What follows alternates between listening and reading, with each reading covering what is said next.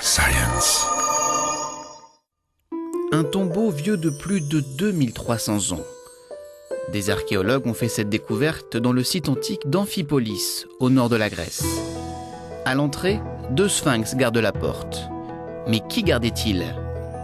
Certains spécialistes évoquent le nom d'Alexandre le Grand, l'empereur macédonien mort à 32 ans et dont la tombe n'a jamais été retrouvée. Pour le ministère de la Culture grecque, il est encore trop tôt pour faire un lien quelconque. Mais preuve de l'importance de cette découverte, Antonis Samaras, le Premier ministre grec, s'est déplacé en personne sur le site. Reste à connaître l'identité du défunt.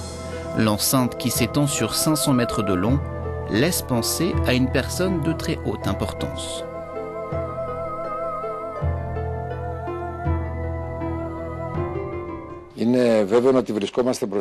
Il est certain qu'on se trouve là devant une découverte très significative. Cette région de Macédoine continue à nous surprendre en nous révélant ces trésors uniques qui la composent. Et tout cela permet de tisser cette mosaïque unique qu'est l'histoire grecque. Après 2 ans de travaux continus, les archéologues sont enfin entrés dans le tombeau, mais ils n'ont pour l'heure pu visiter que les premières salles. Le site d'Amphipolis n'a pas encore révélé tous ses secrets.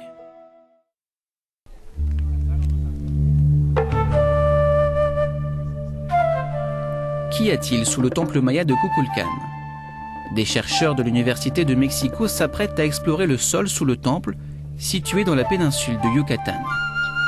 Ils espèrent y trouver des tunnels, des tombes et des chambres cachées grâce à des outils de prospection électrique.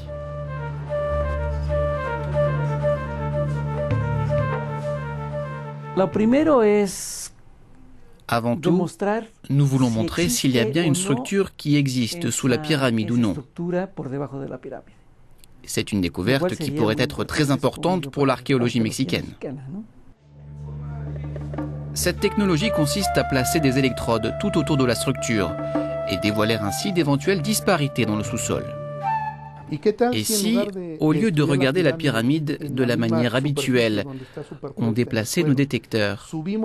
Et si, en scrutant le sous-sol, on dévoilait quelque chose de la pyramide? Ce serait une découverte majeure. Après l'émission de courants électriques, des mesures permettent de voir si l'électricité est entravée ou non par un élément dans le sol.